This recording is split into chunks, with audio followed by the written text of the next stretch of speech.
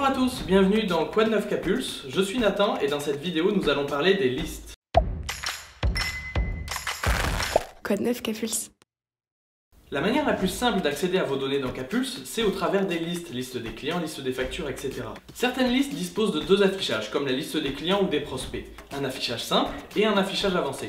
Les autres listes ne disposent que de l'affichage avancé. Et c'est sur cet affichage que nous allons nous concentrer aujourd'hui. Vous êtes nombreux à avoir évoqué des besoins concernant les listes. Simplification de la recherche, personnalisation des colonnes, amélioration de l'export, enregistrement de filtres personnalisés. Restez jusqu'à la fin de la vidéo, je pense que ça va vous plaire. Voici ce à quoi les listes vont bientôt ressembler dans Capulse. En haut à droite, vous retrouverez toujours le bouton nouveau si vous avez la permission de créer un élément dans la liste. Une barre de recherche toujours visible vous permettra de rechercher un élément dans la liste facilement. Ici, vous retrouverez des filtres combinables qui dépendent de la liste sur laquelle vous vous trouvez. Par exemple, dans la liste des tâches, je peux choisir de voir que les tâches qui m'appartiennent et qui sont urgentes. Il suffit de cliquer sur un filtre pour le désactiver. Si j'utilise des mots-clés pour regrouper des éléments, il me suffit de cliquer sur filtrer par mots-clés et de choisir un ou plusieurs mots-clés pour pouvoir voir les éléments qui correspondent dans la liste.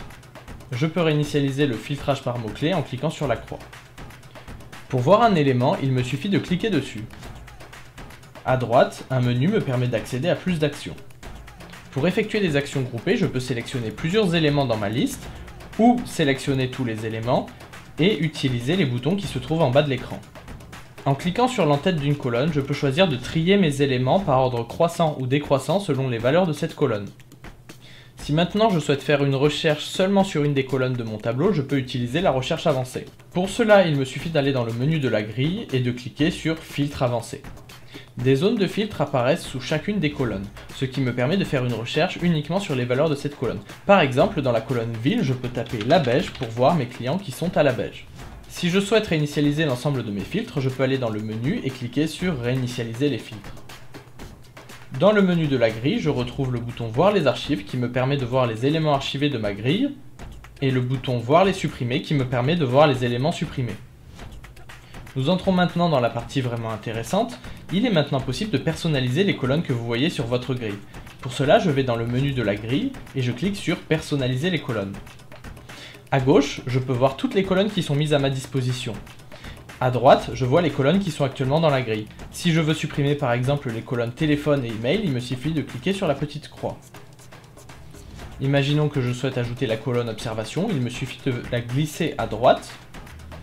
Je peux également réordonner mes colonnes en faisant un glisser-déposer.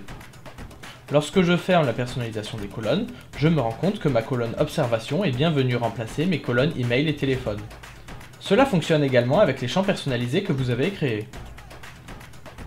En cliquant sur le bouton Exporter en haut à droite, je vais pouvoir récupérer un fichier CSV contenant l'ensemble des éléments qui correspondent à mes critères de recherche.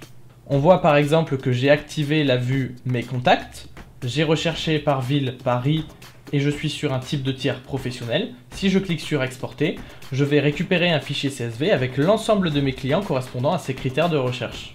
Si aucun critère de recherche n'est appliqué, lorsque je cliquerai sur Exporter, l'ensemble de mes clients sera exporté dans un fichier CSV. De cette manière, vous pourrez très facilement télécharger vos données. Dernière nouveauté, imaginons que vous ayez régulièrement à effectuer les mêmes recherches sur vos éléments.